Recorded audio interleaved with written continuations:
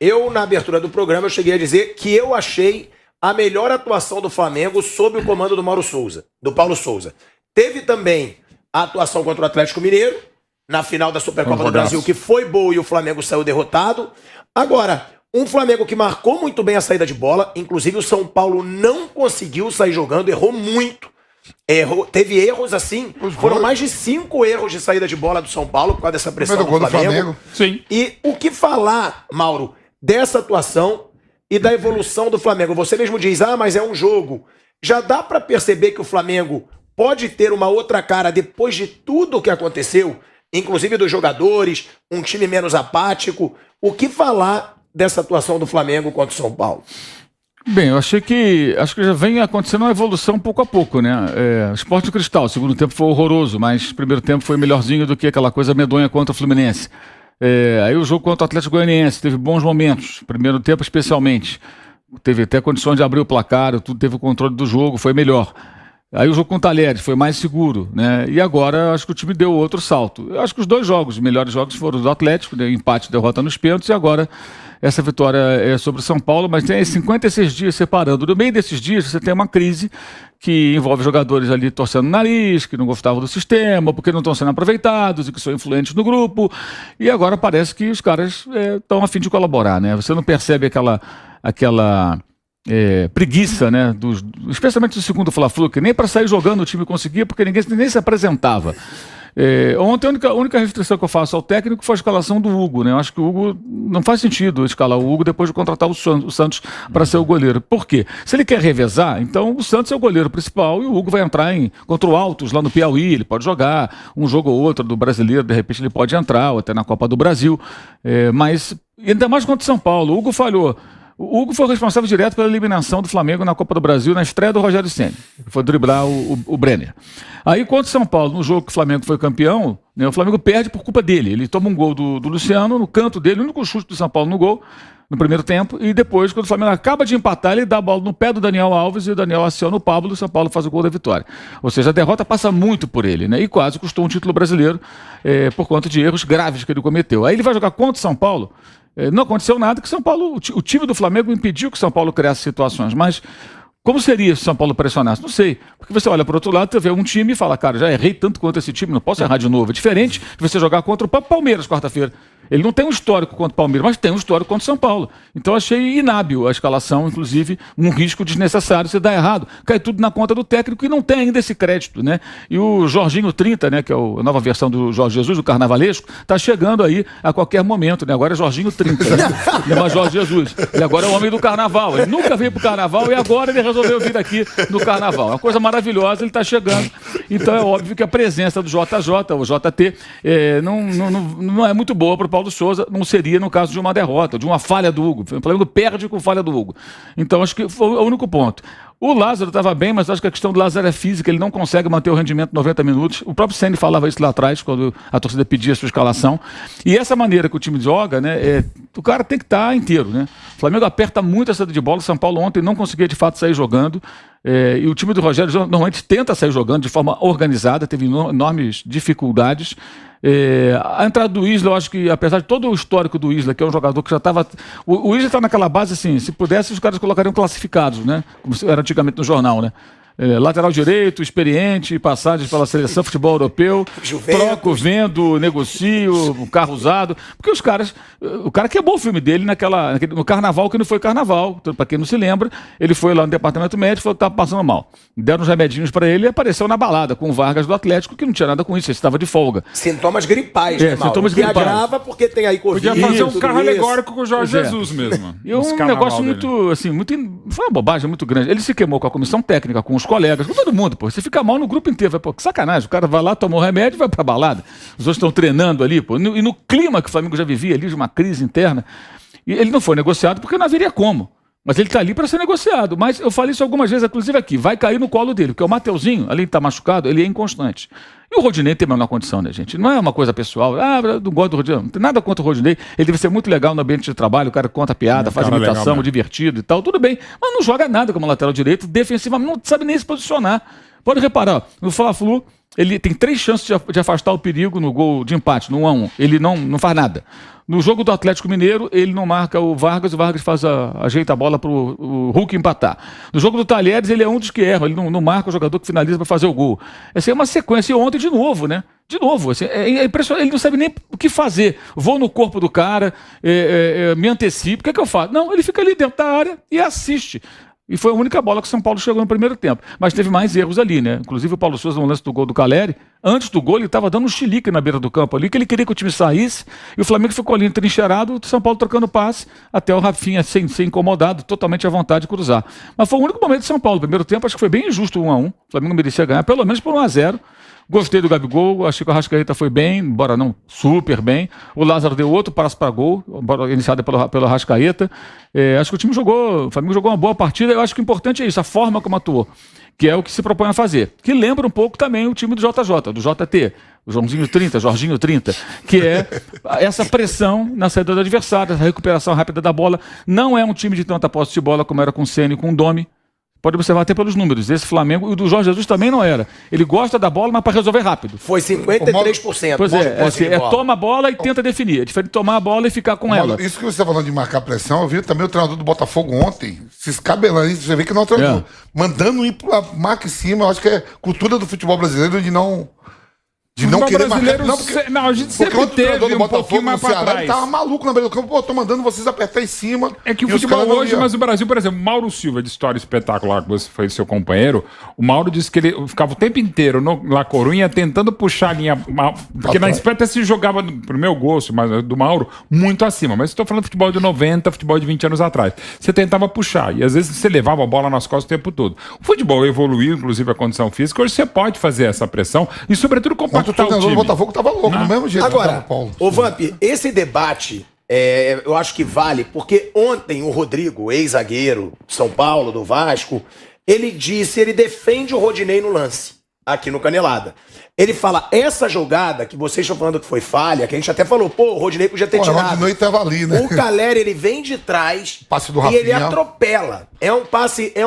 Ele vem de frente. Sim, ele vem mas de o frente. Rodinei é uma jogada. bola. É que o Rodinei tava ali, se fosse... Sim, mas ele fala, é uma jogada muito difícil pro defensor. Ainda mais pro Rodinei. E ontem, depois, quando eu cheguei em casa, o Davi Luiz, ele também defende o Rodinei nesse lance. Então, mas é porque o Rodinei falha. tava ali, velho. Entendeu? Sim, mas agora, eu mesmo falei no momento, eu falei, falha do Rodinei. Eu tava até comentando o jogo aqui na transmissão. Belo passe do Rafinha e o Caleri vem rasgando. Mas as coisas não se excluem. Pro jogador muito mérito do São Paulo e o Rodinei podia dar um tranco. É isso que tá mais prestando atenção. O Caleri atropela. Mas como o Mauro, eu também acho que o Rodinei podia dar uma trombada, podia estar de frente pro Caleri.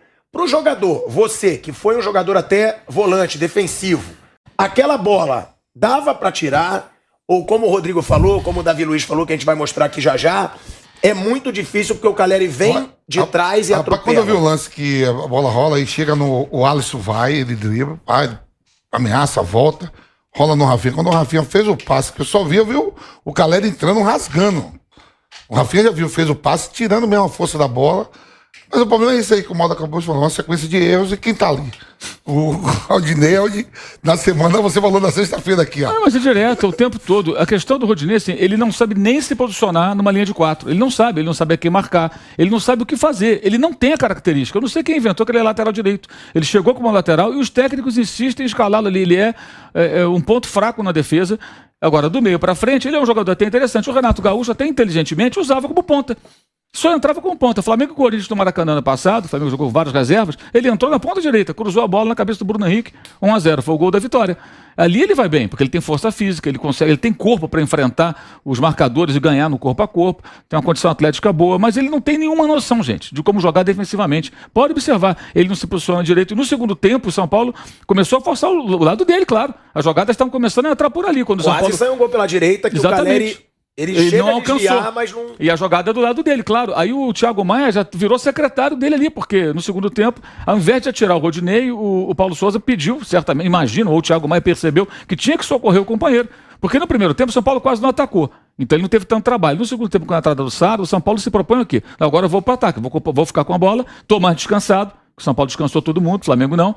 E vou tentar ganhar o jogo aqui. Tá 1-1, achei um gol no final. A intenção foi interessante. E poderia ter sido o gol do Caleri se ele alcança aquela bola. Ele tentou raspar de cabeça, ela passou por ele e atravessou a pequena área. Aí logo depois o Rodinei sai. Aí entra o Isla e faz o gol. O Isla também não é um exímio marcador, né?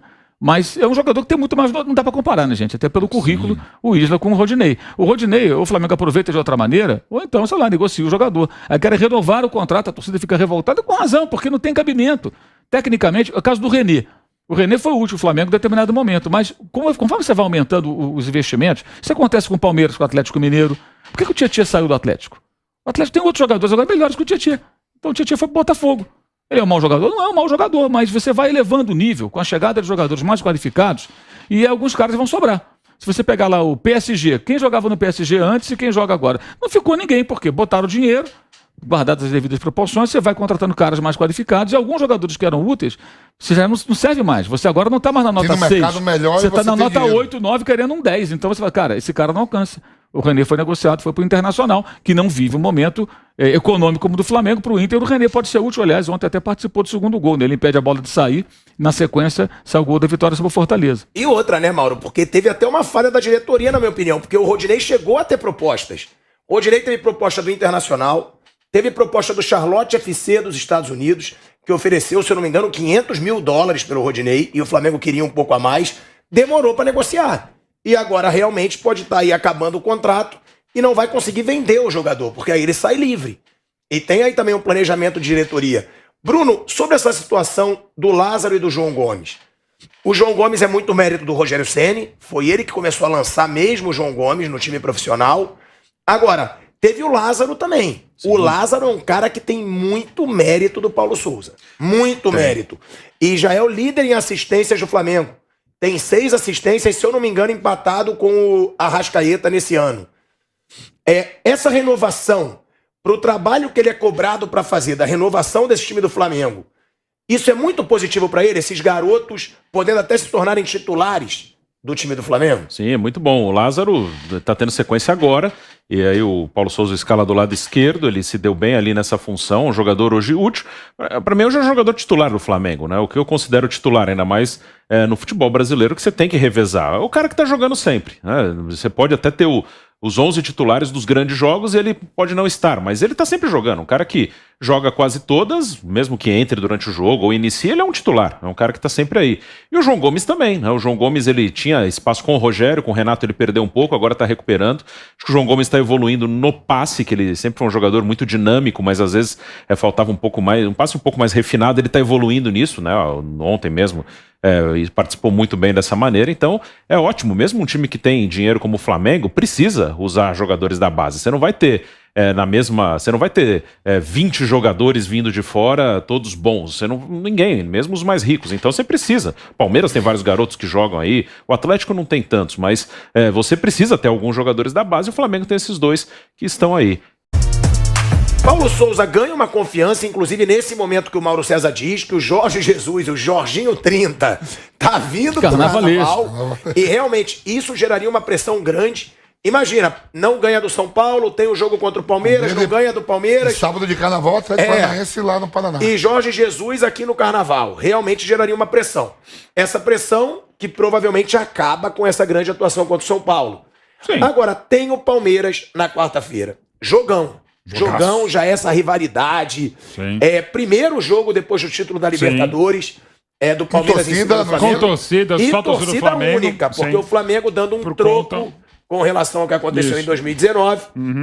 O Flamengo coloca a torcida única no Maracanã. Perfeito. O que esperar desse jogo? É o duelo dos Portugas, é Abel Ferreira contra Paulo Souza. Tem vários elementos aí pra essa partida. Que vai ser e vai ser só do lado de Portugal, que no final de semana de novo os portugueses se encontram no Corinthians contra o Palmeiras. Verdade. Também. E pode ser o Palmeiras. Já se encontrou Botafogo e Corinthians. Palmeiras com 2 pauleiras, porque o Corinthians começou muito bem o campeonato, o Flamengo veio de uma ótima vitória, o Palmeiras veio de resultados decepcionantes no Campeonato Brasileiro, e pode ser daqui, de repente, a uma semana, podemos será que acabou o ciclo do Abel Ferreira? Esse é o futebol brasileiro. Eu acho que não. O Abel Ferreira tem Abel se liga. O Abel se liga depois de ter perdido a Supercopa pro Flamengo jogando muito, voltando lá em 21.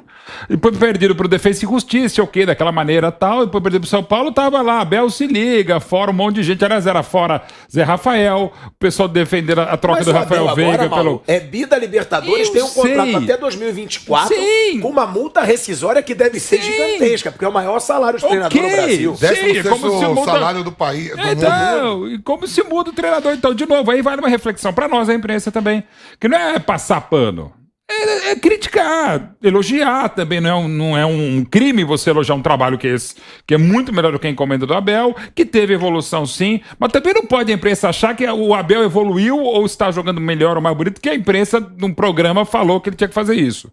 Porque a prepotência nossa é impressionante.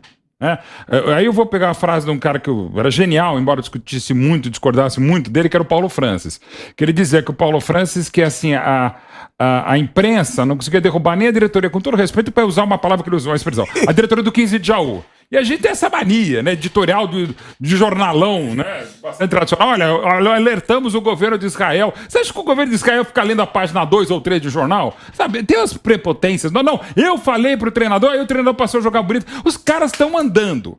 Também não é esse código que eu nunca escuto a imprensa, porque às vezes eles respondem pro vizinho, que é o caso específico do Abel, ele tá respondendo pra imprensa. Então não é nenhum exagero que a gente muda a cabeça do treinador e ele ouve uma outra coisa. Mas aí eu pego um outro esporte também, o Newt Rock, que era um cara do basquete norte-americano, do futebol norte-americano, que ele falava, olha, eu só vou realmente entender tudo que acontece com o meu time quando assistir aos programas de televisão e no dia seguinte quando eu for ao barbeiro. Que ele vai me explicar tudo que eu devia ter feito, tudo que não deu certo, né? E outra coisa, quem ouve muito também a galera, a imprensa, no domingo seguinte vai estar com a galera ou com a imprensa na arquibancada que vai estar sendo demitido. Então o treinador tem que ser um pouquinho teimoso. Então para falar de alguém normalmente teimoso que é o Abel, assim, ele pode, infelizmente, pelo que é imediatismo do futebol brasileiro, todo o trabalho que é muito melhor que encomenda, e agora até jogando bem, jogando bonito, e pro saco, porque perdeu o Flamengo, que de novo vai ser um placar normal, até porque o Flamengo vem mais mordido que o Palmeiras, por óbvio, e contra o Corinthians, que perdeu no Allianz Parque, vive um momento não tão bom de recuperação, tá bem no campeonato, é o líder junto com o Galo, de repente perde. E aí? É mandar pro saco o Abel? Claro que não, mas infelizmente a gente tem que estar preparado para isso, e pode mesmo acontecer.